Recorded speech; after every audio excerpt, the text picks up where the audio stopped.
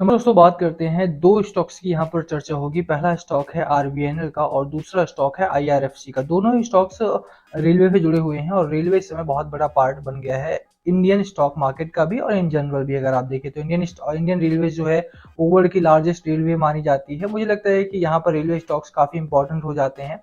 और आरबीएनएल की अगर आप बात करते हैं, आरबीएनएल एक अच्छी कंपनी है। मैं काफी टाइम से आपको इसको रिकमेंड भी कर रहा हूँ। जब स्टॉक बहुत नीचे ट्रेड कर रहा था तब से ही मैंने आपको रिकमेंड किया है स्टॉक को। आप जाकर के प्रीवियस वीडियोज भी देख सकते हो। 25 रुपए, 28 रुपए, 30 रुपए का जब ये स्टॉक था तब से ही मैंने इसको रिकमेंड करना स्टार्ट किया था।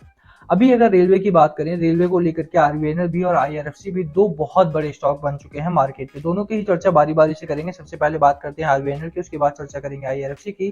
चलिए शुरू करते हैं इस वीडियो को। बट उससे पहले अगर आप चैनल पे नए हो प्लीज चैनल को सब्सक्राइब कर दो and hit the bell icon ताकि आपको नोटिफिकेशन मिल सके। चलिए स्टार्ट करते हैं। फर्स्ट ऑफ ऑल थोड़ी सी फंडामेंटल, और आरबीएनएल में अगर आप देखेंगे तो 123 का स्टॉक है इस समय पर और 123 का स्टॉक बन चुका है। अभी आज के दिन में गिरावट थोड़ी सी हुई है उड़ीसा कांड के बाद। थोड़ा सा यहाँ पर जो रेलवे के स्टॉक्स हैं उनको मंदे चल रहे हैं। बट अगर आप देखेंगे तो इंडिया का जो मोस्टली एक्सपोर्ट वगैरह होता है, जो स्टेट टू स्टेट होता है, इंट्रा स्टेट जिसे ट्रेड कहा जाता है, इंट्रा स्टेट ट्रेड में रेलवे का बहुत बड़ा पार्ट है। और यही कारण है कि आरबीएनएल जैसी कंपनी जो है वो लगातार ग्रोथ में रही हैं। अगर आप आरबीएनएल को देखते हैं, रेल विकास निगम लिमिटेड को, आईआरएफसी जो है वो फाइनेंस से जुड़ी हुई कंपनी है आपकी टोटली, ठीक है। तो अगर वो लोन वगैरह देने का काम करती है, बट आरबीएनएल जो है वो इंजीनियरिंग बेस्ड कंपनी है, यानी कि प्रोजेक्ट्स वगैरह ये लोग लेते हैं। तो यहाँ पे जो रेलवे ट्रैक्स वगैरह बनाने का काम है वो काम इनके पास है। अभी आपने देखा होगा कि एल्युमिनियम वेगन का अभी हम अपने जो रेलवेज है उसमें एल्युमिनियम वेगन बनाना स्टार्ट कर रहे हैं, यानी कि जो डब्बे हैं उनमें एल्युमिनियम का प्रयोग करना स्टार्ट करेंगे। इसी वजह से आरबीएनएल के एक बड़ा ऑर्डर आरबीएनएल को इसलिए मिला हुआ है। एल्युमिनियम का जो वैगन बनाने का काम है उसको हम ट्रांसफॉर्म करेंगे अपनी रेलवेज को पूरी तरह से एल्युमिनियम वैगन का। और यही कारण है कि अगर आप रिसेंटली देखेंगे तो स्टॉक में लगातार तेजी का माहौल बनता हुआ दिखाई दिया था। अगर आप देखें तो ओवरऑल अप्रैल मई से ही लेकर के जनवरी फरवरी मई से लेकर के ही यहाँ पे स्टॉक आपका बढ़िया चला है। मुझे लगता है कि कंपनी में अभी भी खरीदारी करने का आपको मौका है, बिल्कुल खरीदारी करनी चाहिए। एक साल में स्टॉक आपका 287% निकला है और 6 महीने में भी अगर आप देखें तो 75% से ज्यादा की रैली यहाँ पर आई है। बिल्कुल अच्छा समय है आफ्टर द डिसीजन की एल्युमिनियम वैगन में ट्रांसफॉर्म किया जाएगा हमारी रेलवे को पूरी तरह से।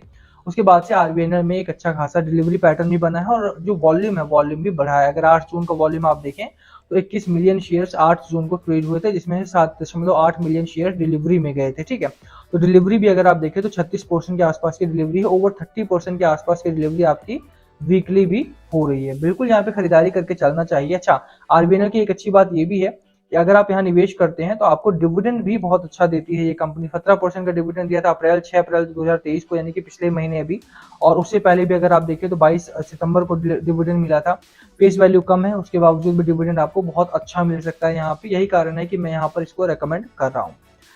अभी अगर आप चार्ट पैटर्न की बात करें, 110 109 के आसपास का आपको सपोर्ट लेवल लेकर के चलना है। टारगेट कितना होना चाहिए भैया? 150 के आसपास का टारगेट जो जनरल टारगेट आ रहा है अभी तक वो 150 का है। मुझे लगता है कि 150 से 165 तक के टारगेट्स आप यहाँ पर लेकर के चल सकते हो। बिल्कुल कंपनी अच्छी, स्टॉक अच्छा है, बिल्कुल आपको यहाँ पर मुनाफा होगा। खरीदारी करने की मेरी सलाह रहेगी after the aluminium wagon decision. मुझे लगता है कि बाजार में आपको अच्छा खासा मुनाफा इस स्टॉक में फिर से देखने को मिलेगा कि जो रैली है वो आगे भी बरकरार रहते हुए दिखाई दे सकती है। आपको 109 110 के आसपास सपोर्ट लेवल नहीं भूलना है। बाकी ओवरऑल कंपनी अच्छी है, मेरी तरफ से बाय रेटिंग यहाँ पर रहेगी। अब बात करें आईआरएफसी के बारे में, तो आईआरएफसी एक अच्छी कंपनी है बट इसमें वोलेटिलिटी बहुत है। प्रॉब्लम कहाँ पर है? प्रॉब्लम मुझे लगता है कि जो फाइनेंसिंग है वो लंबे समय का काम होता है और 5 ईयर 10 ईयर का इनका जो टाइम पीरियड होता है, जो ये लोन वगैरह प्रोवाइड करवाते हैं, जो फाइनेंस करते हैं रेलवे प्रोजेक्ट्स को, वो काफी लंबा चलता है। और यही कारण है कि इनका जो प्रॉफिटेबिलिटी है, अगर मैं आपको थोड़े से फंडामेंटल्स इनके दिखाता हूँ, एक सेकेंड। यहाँ पर अगर आप फंडामेंटल्स देखोगे इस कंपनी के तो मार्जिन इनका 99.25% का है, यानी कि फाइनेंस की कंपनी है तो कुछ खर्च नहीं हो रहा है इनके पास, ये सीधा लोन देते हैं और इंटरेस्ट पेमेंट इनका अर्न होता है, ठीक है।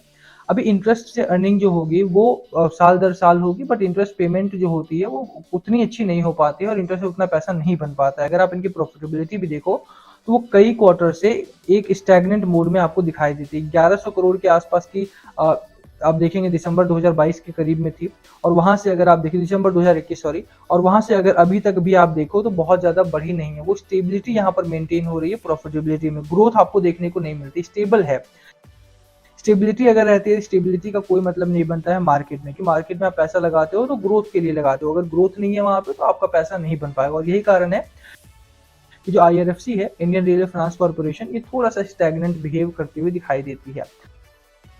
अगर आपको थोड़े स्टेबल स्टॉक चाहिए तो आप यहाँ पर निवेश कर सकते हैं। अदरवाइज आई वुड से कि ये कंपनी कम से कम थोड़े से रिस्क टेकर के लिए, थोड़ा सा यहाँ पे जो आपका अग्रेसिव इन्वेस्टर है उनके लिए तो कंपनी ये नहीं है। खरीदारी की जा सकती है कौन से केस में, हम उसकी बात कर लेते हैं। खरीदारी के लिए कौन सी बात लेते हैं, देखिए चार्ट अभी भी ठीक ठाक दिखाई दे रहा है इसका, रेलवे का स्टॉक है, तो एल्युमिनियम वैगन का जो डिसीजन है वो इस स्टॉक को भी अफेक्ट करेगा ही, ऑब्वियस सी बात है, क्योंकि रेलवे से जुड़ा हुआ कंपनी है तो यहाँ से लोन यही पास करेंगे। वैलिडिटी है थोड़ी सी, यहाँ पे एक सपोर्ट लेवल लेकर के चलना है आपको। सपोर्ट लेवल कहाँ पर मिल रहा है भैया, सपोर्ट लेवल आपको यहाँ पर 50 डे मूविंग एवरेज के आसपास मिल रहा है, 31-30 रुपए के आसपास का सपोर्ट लेवल आपका है। टारगेट इसका प्रीवियस हाई ही है 7 रुपीज के आसपास का, 38 का आपको टारगेट यहाँ पर लेकर के चलना है अगर आप बाय करते हो। बहुत अग्रेसिव नहीं जाना है, 38 रुपए का टारगेट लेकर के खरीदारी कर सकते हो।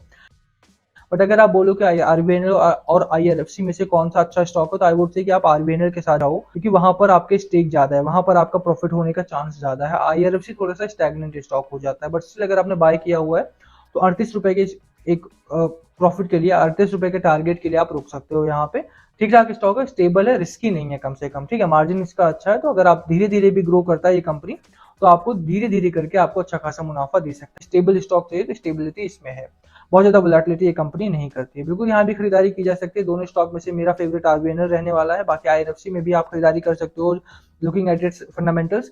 दोनों स्टॉक में से आपको कौन सा स्टॉक पसंद है नीचे कमेंट करके बताना। बाकी दोनों स्टॉक्स में से अगर किसी भी स्टॉक से संबंधित कोई सवाल हो तो नीचे पूछ सकते हो आप। वीडियो को हम यहीं खत्म करेंगे। Last call must be yours, आपकी स्ट्रैटेजी स्टॉक को लेकर के प्लीज कमेंट करके शेयर करना। वीडियो को यहीं खत्म करते, पसंद आए तो लाइक करना, चैनल पर नए हो सब्सक्राइब किए बिना मत जाना। Thank you for watching and please comment अगर पूछना हो तो। Thank you.